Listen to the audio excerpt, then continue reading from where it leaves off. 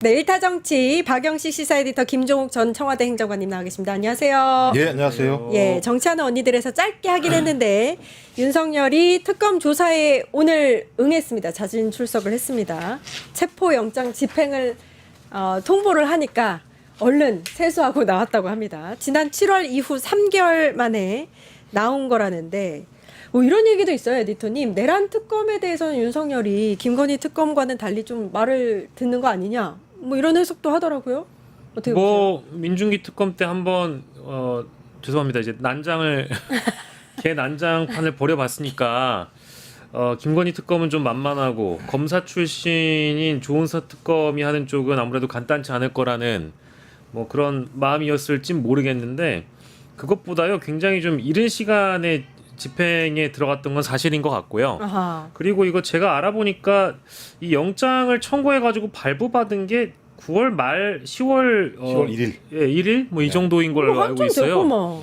집행 기간이 17일까지가 만료라 가지고 그 전에 이거 집행해야 돼서 사실은 서울구치소 쪽에 연휴 끝나고 나서 그 나머지 3일 중에 하루 빼가지고 이거 집행해달라라고 이미 요청을 한 상황이었어요. 미리 얘기를 했군요. 미리 다 구치소 쪽이랑 얘기가 돼 있었던 상황이어서 뭐 굳이 그 영장 집행에 대해서 우리가 연휴 끝나면 당신 저기 영장 집행할 겁니다라고 미리 알려주는 법이 없잖아요. 당연히 체포 영장이든 압색 영장이든 다 긴급성을 요하는 것이기 때문에 긴급성, 시급성, 밀행성이 원칙이라 뭐 세수도 못한 채로 흘려 나오는 게 당연한 것이죠. 근데 뭐 어쨌든 본인도 속옷바람에 그런 촌극을 또 벌이고 싶지 않았는지는 모르겠지만 오늘 좀 순순히 나온 것 같고 또 한편으로는 뭐 그런 얘기 하시는 분들도 있어요.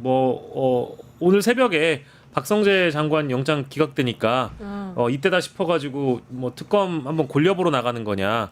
이제는 사법부의 시간이라는 판단이 들어서 지금쯤 나가서 한번 조사에 임해볼까라는 방식의 마음가짐 아니었겠느냐. 이제 이런 다양한 해석들이 나오는데 저는 그건 아닌 것 같고요. 아닌 것 같아요. 예, 본인도 이제는 국민 앞에 면구스럽고 버티는 게 쉽지 않을 거라는 판단이 있었기 때문에 나왔다고 봅니다. 그리고 갑자기 들이닥친 것도 본인 입장에선 이건 예. 윤석열 입장에선 예. 갑작스럽게 집행된 것도 사실이고요. 근데 아무튼 기습 영장 청구는 아니다. 절대 아닙니다. 네. 이거는 사실하고 완전 달라요. 그리고 변호사 예. 측에서도 그런 주장하는데요. 완벽한 거짓말입니다. 예. 절차상 중대한 하자가 있는 것도 아니죠.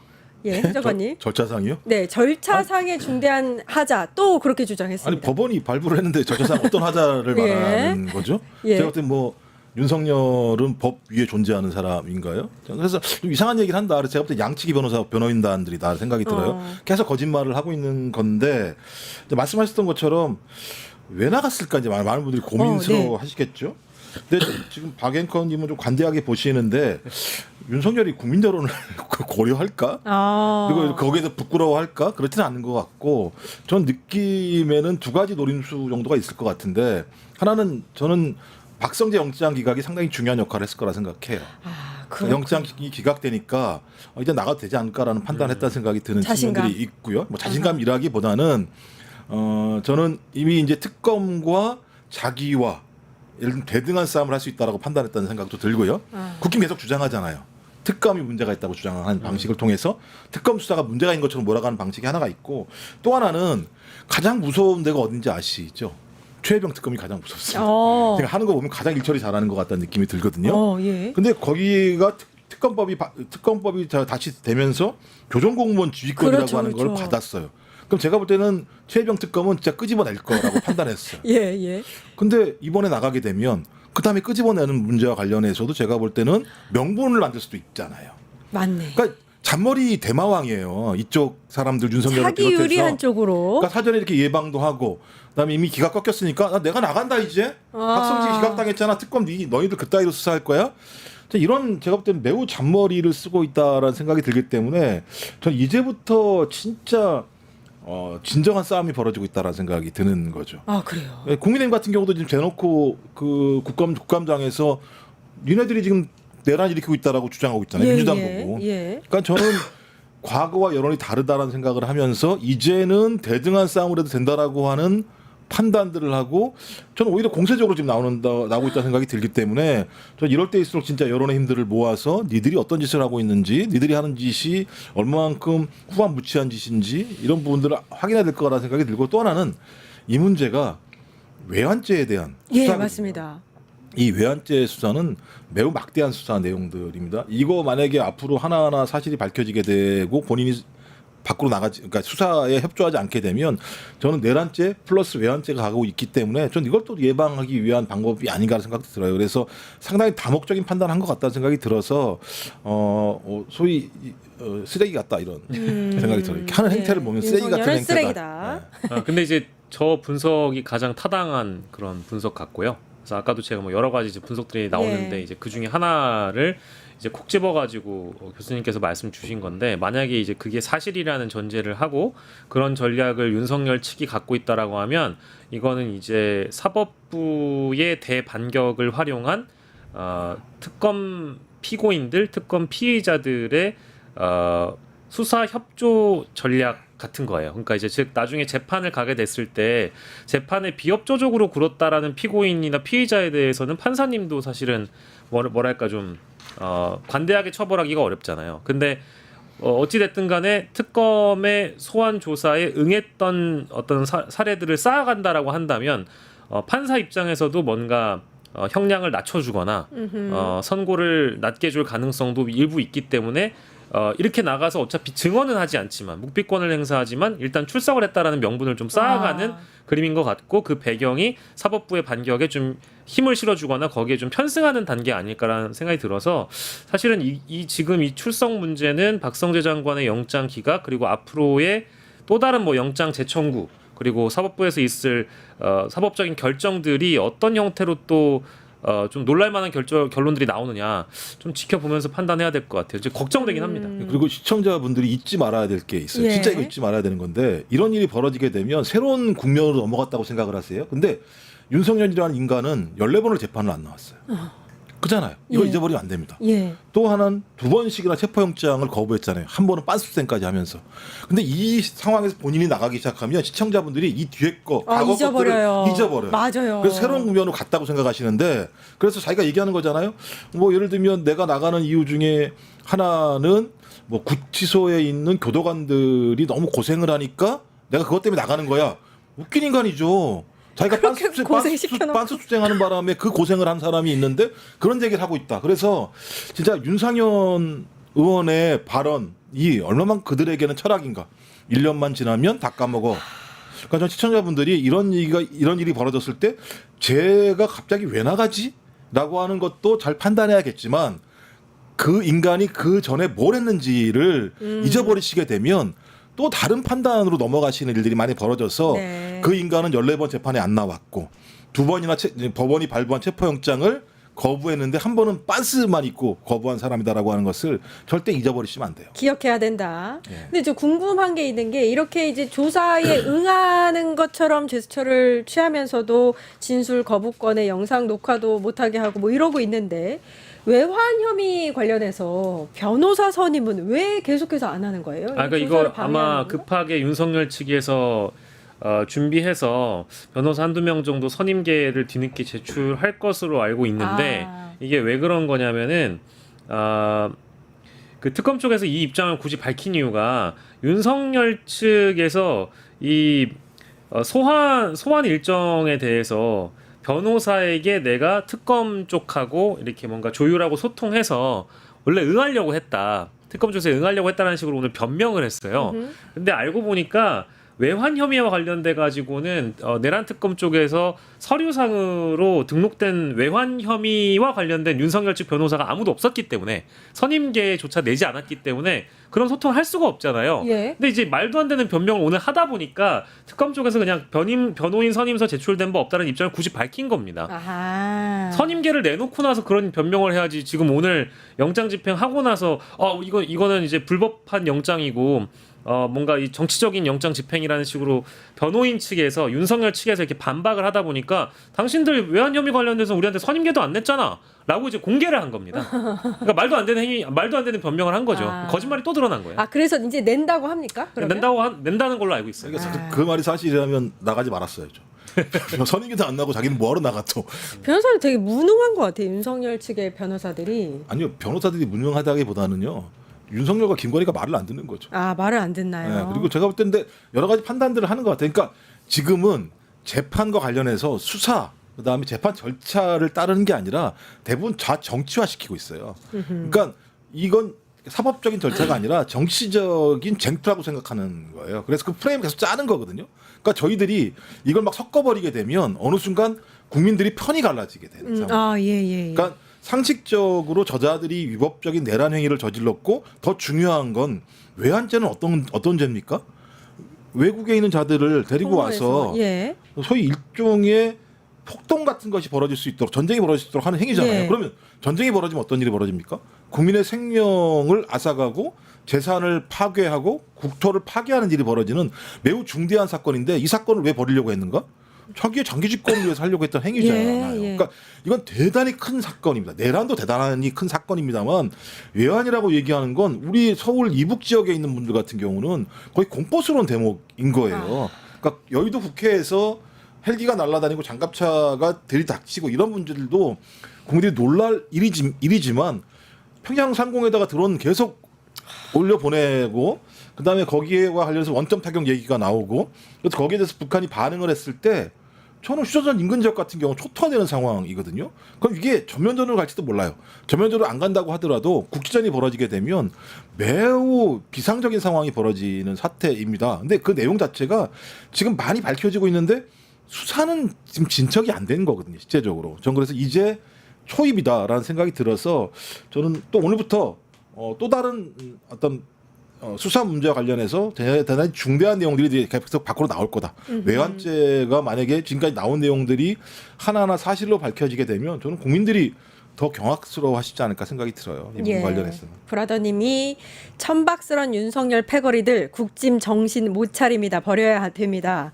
JJSS님은 윤석열아 거부권 계속해. 그래도 거부를 한다 한들 너희의 죄가 없어지진 않잖아. 혜지님께서 진짜 저 윤석열 쫄보인 건지 겁쟁이인 건지라고 하셨습니다. 쫄보 겁쟁이 윤석열이 13일에 늦은 추석 인사를 또 굳이 냈어요. 변호인을 통해서 베이철 변호사가 윤석열의 그 추석 연휴 말씀을 전합니다라는 제목으로 해서 냈는데 방점이 기도에 찍혀 있네요. 기도? 이것도 뭔가 의도가 있나요? 서바이벌이 아니고요. 기도에 찍혀 있습니다. 기도. 뭐라고 했냐면 이 1.8평의 독방이 감옥이 아닌 기도의 장소다. 저희가 준비한 자료 화면에 있는데 요거 보고 나서 얘기 좀 나눠볼게요. 이상한 거 아니야. 아무 생각해도. 예. 윤석열 대통령님의 추석 연휴 말씀을 전합니다. 긴 추석 연휴, 운동도 이래밖에 허락되지 않은 1.8평의 독방. 하지만 감옥이라는 생각보다 기도의 장소를 허락하심에 감사하며 연휴 내내 여러분이 보내주신 편지와 성경을 읽고 묵상하며 기도했습니다. 눈물로 써주신 편지들, 이름 모를 중보의 기도들, 그 모든 것이 제 힘이요 방패가 됩니다. 국민 여러분께 깊이 감사드립니다. 주의 말씀이 내 길의 빛이나이다 라는 시편의 말씀이 어둠을 밝혔습니다. 특히 미래 세대인 청년들이 꿈과 희망을 놓지 않도록 역사의 주관자이신 하나님과 주 예수 그리스도께 간절히 기도했습니다. 진실과 공의 그리고 믿음으로 이 땅이 다시 일어서기를 국민 여러분을 위해 자유대한민국을 위해 기도합니다. 2025년 10월 13일 윤석열 대통령님 접견 중 말씀을 전합니다. 왜 저렇게 그 기도의 방점을 찍은 예. 추석 인사를 했을까요? 뭐 이제 하나님이나 예수님도 사실은 저런 모습을 굉장히 위선적이라고 생각을 하실 매우 것 같고요. 싫어할 겁니다. 네, 저도 이제 천주교인인데요. 예, 하나님이나 예수님이 저렇게 위선적인 인간들 되게 싫어하십니다. 근데 하나님이 두 분이 계신 거 아니에요? 이제 뭐 그럴 수도 있을 것 같아요. 근데 한 아니 말까? 한 얼마 전까지 그러네요. 한학자일 수도 있죠. 얼마 전까지 손바닥에 왕자 쓰고 건진이니 뭐 무슨 무속이니 별의별 거든 다 갖다 들여가지고 흉측한 대통령실 뭐 관저 뭐 다 온갖 무슨 오방이니 뭐니 이런 의혹들이 연루됐던 사람인데 이제는 감옥에 들어가서 독실한 크리스찬 행세를 하고 있는 거 아니겠습니까? 근데 이거는 저희가 뭐 알뜰살뜰히 비평할 만한 가치는 있는 주제는 저는 아니라고 보고요. 그냥 놀고 있다라는 그런 말씀 좀 드리고 싶고 웃기고 자빠졌다 이제 이렇게 2번 정도 강조하고 싶은데 자빠졌으면 좋겠어요. 예. 근데 중요한 거는 네. 웃고 넘어가지 못할 부분은 예. 제가 이거 얼마 전에도 뭐 여기에서도 얼마 전에 얘기했던 것 같은데 이런 식으로 계속 그 극우 개신교의 구애 작업을 감옥 내에서는 계속 할 겁니다. 저런 모습들을 여러 차례 언론에 태우길 바랄 거예요. 노출시킬 겁니다. 왜냐하면 이게 전 세계적인 트렌드가 뭐 미국으로부터 지금 뭐 출발되어 온 복음주의 개신교, 특히 이제 마가 세력들이 대부분 극우 개신교를 기반으로 하고 있어요. 국내도 마찬가지죠. 그러다 보니까 자신의 목적은 법정 최고형의 구형 뭐 내지는 선고 사형이 아니라 지금 사면에 꽂혀 있는 거거든요. 예. 그래서 나중에라도 언젠가 정치적인 기회가 있을 때 자신을 여전히 그 외부에서 지지하는 극우 멸공 용공 개신교들을 세력을 기반으로 해서 윤 어게인을 외치는 그들의 세력이라도 한 줌이라도 뭉쳐서 전환길 같은 사람들을 선봉장으로 앞세워서 자신의 사면에 대한 목소리를 높이려면 지금 이제 사전 밑작업 같은 걸 하는 겁니다. 그래서 지금 이번 주에도 혐중 집회 내지는 윤 어게인 집회가 계속 열리거든요. 전국 각지에서 열리고 이번엔 또 이태원에서 열리고 막 이래요. 명동에서 불어하니까 이태원으로 간다는 거예요. 그러니까 이런 것들을 다 알고 이런 메시지 내는 거기 때문에 가짜 개신교라고 저는 가짜 개인적으로 개신교. 보죠. 개신교를 악용하는 거라고 봅니다. 그러니까요. 저거 보고 나서 개신교인들이 사실 기분 나빠해야 합니다. 법사위 국정감사에서요. 네. 어제 김현우 전 구치소장이 나왔어요. 윤석열 수용관리계획서, 그러니까 윤석열한테 특혜를 주는 계획서를 본인이 결재했다 이렇게 시인을 했습니다. 요거는 어떻게 보셨어요? 자기가 했으니까 시인을 할 수밖에 없었겠죠. 그러니까 예. 이 문제는 되게 중요한 게, 그러니까 지금 왜 이렇게 내란 문장을 아까도 말씀드렸습니다만 국민의힘도 저렇게 예를 들면 당당하게 얘기를 할까? 저는 12월 3일 이전에도 마찬가지입니다. 12월 3일 이후에도 내란 세력 알박기를 했다라고 확인되는 게 서울구치소장 같은 사람이에요. 2월 달에 제가 발령 난 거로 알고 있거든요. 그러니까 2월 달에 발령을 냈을 때는 이 사람이 적어도 우리 내란 세력도 내란 우두머리에 종이 돼서 여러 가지 역할을 할 수 있을 것이라는 판단이 드니까 그 사람을 임명했다라고 저희 추정해 볼 수 있는 건데 예. 결론적으로 추정한 대로 다 한 거잖아요.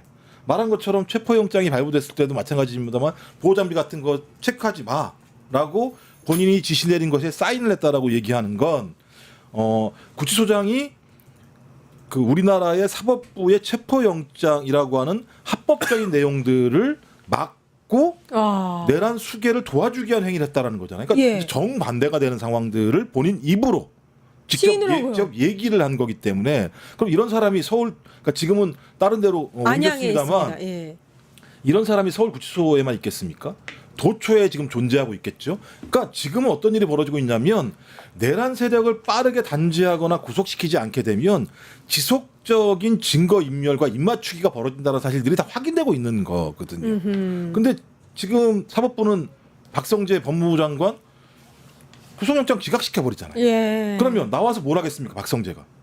증거 증거를 인멸하거나 입을 예. 맞추거나 하는 행위를 할 수밖에 없는 거죠. 그리고 밖에 나와 있는 아직까지 수사를 받고 있는 사람들 입장에서는 그래 박성재 안 들어갔는데 나도 그럼 안 들어가지 않겠어? 예. 버티지 않겠습니까? 이 얘기 뭐예요? 사법부의 행위 하나가 내란 세력의 네트워크를 훨씬 더 강화시키고 증거인멸의 폭을 넓히게 되는 상황들을 지금 용인하고 있는데 이 사법부 행위가 지금만 확인할 수 있는 게 아니라 쥐기현과 조이도록 해서 연결된다라고 하는 모습들을 보면서 지금은 우리가 그러니까 국민 주권을 지키려고 하는 국민과 그 반대편에 있는 소위 내란 세력 그다음에 기득권 극우 보수 카르텔과의 전쟁을 벌이지 않으면 이 사태는 계속 갈 수 있다. 그러면 영구적인 내부의 싸움이 앞으로도 계속 벌어질 수 있다라는 측면이 꽤 있기 때문에 저는 이런 사람들, 그러니까 김현우 같은 사람들 이런 범죄 행위들을 명확하게 밝혀내고 이거 국회가 밝혀낸 거잖아요. 예. 아마 그 장경태 맞습니다. 의원이 계속 질문을 하니까 끝내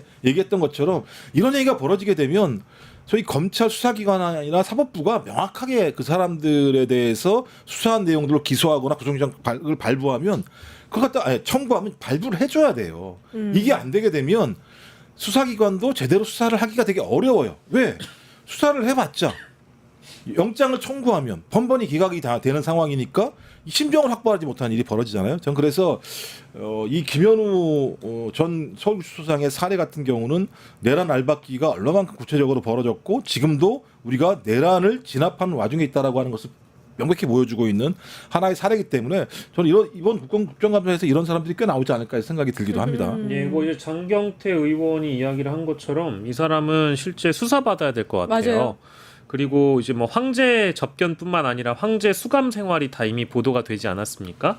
그리고 뭐 휴대폰을 쓰게 만들었다라든지 뭐 이제 외부 음식은 실제 반입되지 않았는지 이제 그런 것까지 다 조사를 해봐야 되는 건데 그런 것들을 가능하게 만든 게다가 또 그런 심부름꾼이나 뭐 물 심부름이라든지 편지 심부름까지 교도관들이 하게끔 만들었던 것도 다 이 수용관리 계획서를 하나의 근거나 기준 삼아서 구치소장은 아마 교도관들에게 이렇게 해야 된다라고 지시했을 가능성이 매우 높잖아요. 그래서 그 김현우 구치소장이 그럼 바라는 것은 무엇이었을까? 아마 이렇게까지 수용관리 계획서를 만들어서 탄핵 이전에 윤석열에게 현직 대통령 윤석열에게 충성을 다하면 나중에 혹시 파면이 아니라 기각이 나온 이후에는 내가 어떻게든 뭐 교정본부장으로 가든 뭐로 가든 승진할 수 있을 거라는 기대와 믿음이 있었기 때문에 이렇게까지 그 내란 수괴를 영전해 주는 거 아닙니까?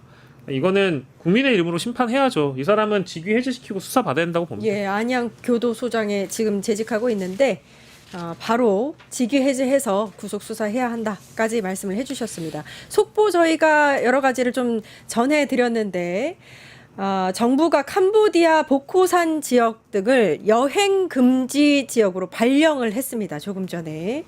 그리고 저희가 김진아 외교부 2차관이죠. 캄보디아로 지금 출국을 했다라는 소식도 들려옵니다. 캄보디아 정부 합동 대응팀의 단장인데요. 김진아 외교부 2차관 조금 전에 캄보디아로 출국을 했다라는 소식까지 전해드렸습니다. 캄보디아 사태가 굉장히 좀 이제 지금 하이라이트인 것 같습니다. 왜냐면 이게 그 이제 국정자원 화재 이후에 우리 대한민국이 목도하고 있는 사건 중에는 우리 국민의 생명과 안전을 지키는 일이잖아요. 예. 국정자원 화재 이후에 또 다른 이제 어찌 보면 뭐 참사 중에 참사죠. 돌아가시는 분들도 그렇게 많았다라고 하니까 그리고 이 문제는 이 지금 정부에 대한 문제다, 이전 정부의 책임이다 이런 걸 지금 논할 시점이 아니고 실제로 2022년부터 뭔가 누적돼 왔던 그 캄보디아 사고 관련 케이스들이 있고 올해 같은 경우에는 그런 케이스들이 쌓여와서 사실상 캄보디아는 ODA만을 위해 존재하는 국가였지 우리 국민들의 안전을 당시 정부가 챙기지 않았던 것도 뭐 사실이니까 그런 것 그 원인이 켜켜이 쌓여와서 올해 8월까지만 하더라도 330건의 지금 사고가 있었다라는 거잖아요. 그래서 지금 보니까 뭐 외교부 2차관만 단장으로 가는 게 아니라 오늘 국수본 부장도 갔고 뭐 민주당에서 뭐 김병주 의원까지 또 파견한다고 하더라고요. 예. 그런 거 보면은 이 캄보디아와 관련된 사안은 확실히 매듭 지어서 우리 국민의 생명과 안전을 지켜야 되겠습니다. 이건 뭐 당연한 일이죠. 예. 이런 원칙을 세워야 될 것 같아요. 그러니까 우리 국민은 국가가 지킨다라고 하는 원칙이 세워져야 우리 국민이 국가를 위해서 목숨을 걸고 싸울 수 있다라고 하는 원칙들이 작동하는 건데요. 미국도 마찬가지잖아요. 예를 들면 전투 과정에서 전쟁에서 죽은 유해 같은 경우는 끝까지 찾아가서 그것들을 송환하려고 하는 노력을 하는 것처럼 전 이번 일을 기화로 해서 저 제외에 있는 우리 국민들을 우리 정부, 우리 국가가 어떻게 지키려고 노력하는가 그런 국가와 정부의 신뢰도를 측정할 수 있는 가장 중요한 계기가 될 거라는 생각이 들고요. 또 이런 측면들이 소위 기존의 윤석열 정부와 다른 이재명 정부의 면모를 보일 수도 있다는 생각이 들어서요. 그다음에 김진아 차관이 되게 예를 들면 몸도 작고 조용한데 매우 강단이 있는 차관이어서 좀 가서 이번 참에 진짜 아직도 지금 그 안에 많은 분들이 계시는 거잖아요. 사실 지금 저희가 확인되는 게 그분들을 좀 잘 구출을 해서 부모님들의 품으로 돌아오게 했으면 좋겠어요. 광주인가 어딘가 보면 부모님이 지금도 MBC에 보도해가지고 그 눈물을 흘리면서 말씀하시는 걸 들으면서 저는 이제 좀 정부가 이제 국민들한테 우리 국민들의 목숨을 꼭 지킨다라고 하는 신뢰를 보여줄 수 있는 중요한 좀 계기로 이번 참에 최선을 다했으면 좋겠다 이런 생각을 하게 그리고 됩니다. 여기 뭐 특정 지역은 지정해가지고 여행 금지 지역 설정했지만 사실은 캄보디아에서만 이런 사고가 나는 게 아니고 인근 그 아시아 국가 맞습니다. 인근 아시아 국가에서 국제 범죄 범죄 조직이 활동하면서 캄보디아 쪽으로 이제 넘겨오는, 그러니까 이제 뭐 납치를 해서 감금을 한 다음에 캄보디아 쪽으로 넘겨오는 사례들도 발견되고 있거든요.